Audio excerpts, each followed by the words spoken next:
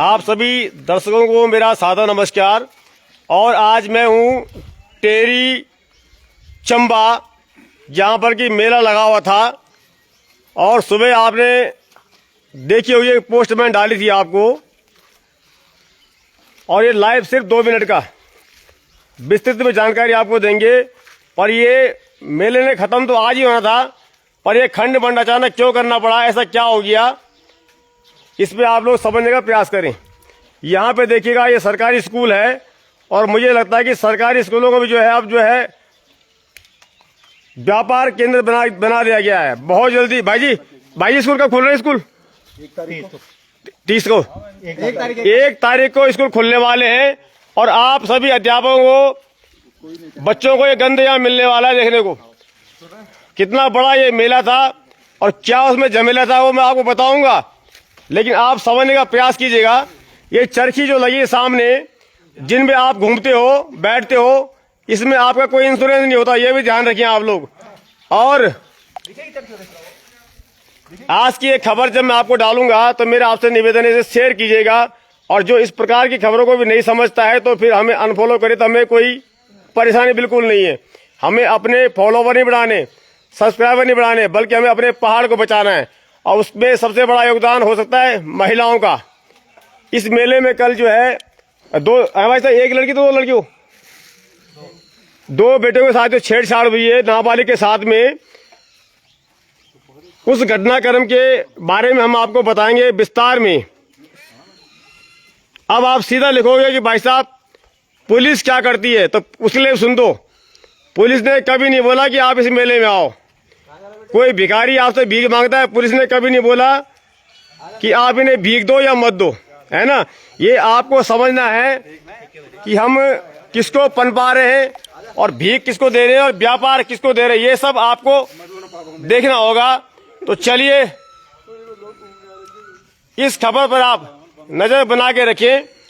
और व्यापार मंडल जो बनाए जाते हैं, जहां तक मुझे लगता है कि वो व्यापार को बचाने के लिए बनाए जाते हैं, लेकिन मुझे लग रहा है व्यापार को मिटाने के लिए।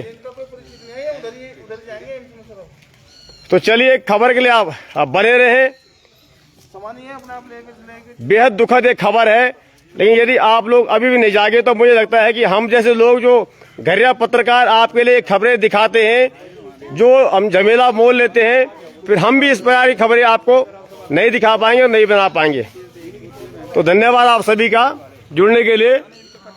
और आपको जो है आज इस खबर पर विस्तार में सोचना होगा। प्रतिक्रिया आप सोच समझ के दें, क्योंकि प्रतिक्रिया आपकी अपनी होगी, उसकी हमारी कोई जिम्मेदारी नहीं है।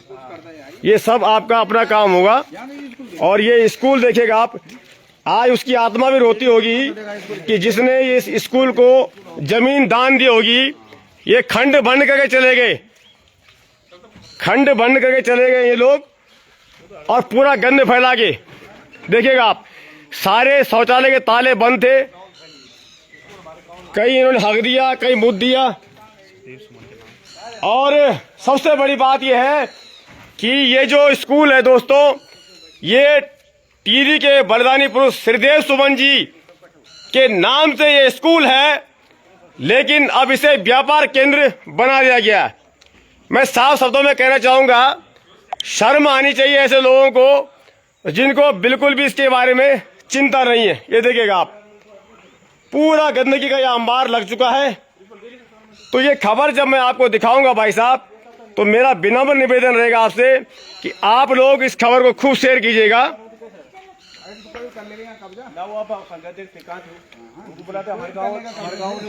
नहीं, उससे मैंने भाई अभी पास में आऊंगा, मैंने बात करी थी शिक्षा अधिकारी से। उन्होंने कहा कि इसके लिए परमिशन अगर दे दी गई है तो किस बात की परमिशन, कहीं ना बाउंड्री है ना कुछ नहीं है ना।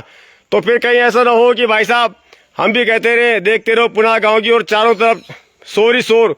जागना होगा, खाली शासन प्रशासन पुलिस के भरोसे मत बैठिए, खुद भी जागो। ये मत कहना मैं पुलिस की तारीफ कर रहा हूँ, चापलूसी कर रहा हूँ। मैं इसलिए कह रहा हूँ कि पुलिस क्या कर लेगी, पुलिस बताओ। बोला कभी पुलिस ने इस भिखारी को भीख दो? बोला कभी कि आपने क्यों नहीं दी? आप क्या करती हो? आपको खास करके माता बहनों के लिए मैं कहना चाहूंगा, अपने पर्स में हाथ डालती हो, निकाला 10 का नोट दे दिया और वो झांक लेता आपके पर्स में, और कितने आपका पीछा करता है। आपने परसों देखा चम्मा में एक व्यक्ति दवाई बेच रहा था, पुड़िया जेब में से निकाली 300 रुपए की। सरकार ने आयुर्वेदिक अस्पताल खोल रखे हैं, क्यों नहीं आप वहां से दवाई लेते हो? कौन बताएगा आपको? तो चलिए, धन्यवाद आप सभी लोग जितने 234 लोग जुड़े हुए हैं। पर दोस्तों, खाली ये जुड़ना कहीं ऐसा ना हो कि खाली एक भीड़ की तरह, अब जागना होगा। धन्यवाद आप सभी का।